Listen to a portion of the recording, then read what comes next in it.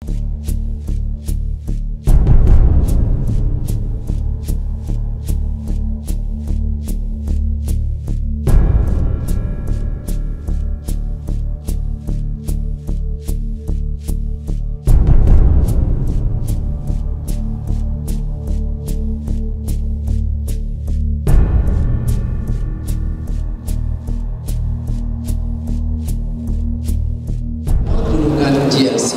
I have said that our interest, my position is clear. It is not the business of government to be in business. In the 70s or 60s, I can still accept, because that was a time when you don't have actually that base, that threshold of business community to be able to manage or run businesses. Now, we have the capacity. We should be encouraging the private sector to deal with it. So the issue of GLCs, no, Drucker, I think Peter Drucker in his Cultural Contentment, book he wrote in the late 90s, made a very important, pertinent observation. We don't assume that governments are necessarily inefficient or the private sector is necessarily very efficient. But it is not business of government to take over the role of the private sector. Ours is to monitor, facilitate, and I think we'll have to continue to do that. So to me, to a large extent, the GLCs and their role have got to be downsized and slowly privatized to let the private sector manage. And the car policy, we have said, and I know as far back as 96, 97, the Treasury made a study about the amount of subsidy and hidden cost, just because the government at that time, Dr. Mahathir, wanted to support protocol. At that time, I think 1977, it came to about almost 70 billion ringgit already. You know, these are government funds. No, I mean, you take some pride having your own car industry, but at what cost? So the issue now is cost. And I think it is not fair for decades to burden the rakyat by taxing them more and rendering the car industry less competitive.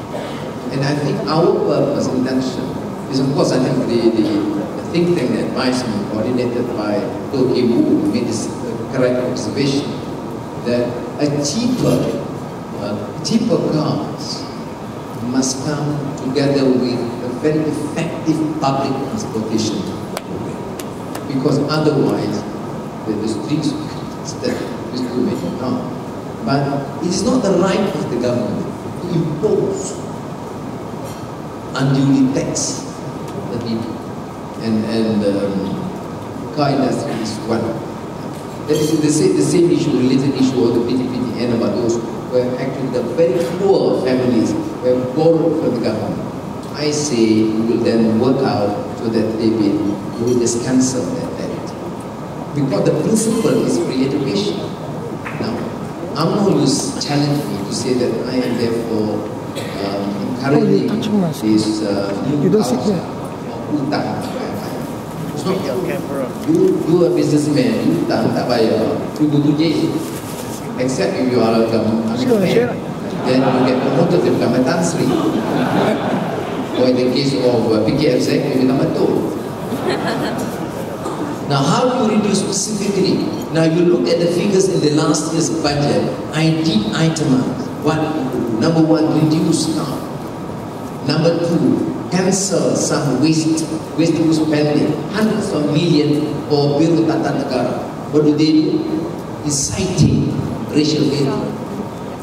Biro Tata Negara programs throughout the country just incite hatred against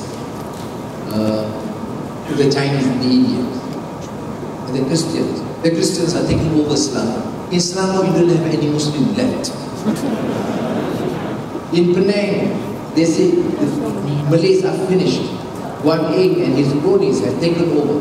So all the Penang are either left for Pulau Delta or in Gulit. And this part and parcel of a training program under Dato Sri Najib as Prime Minister. Now I say, I'm going to cancel few hundred million finish.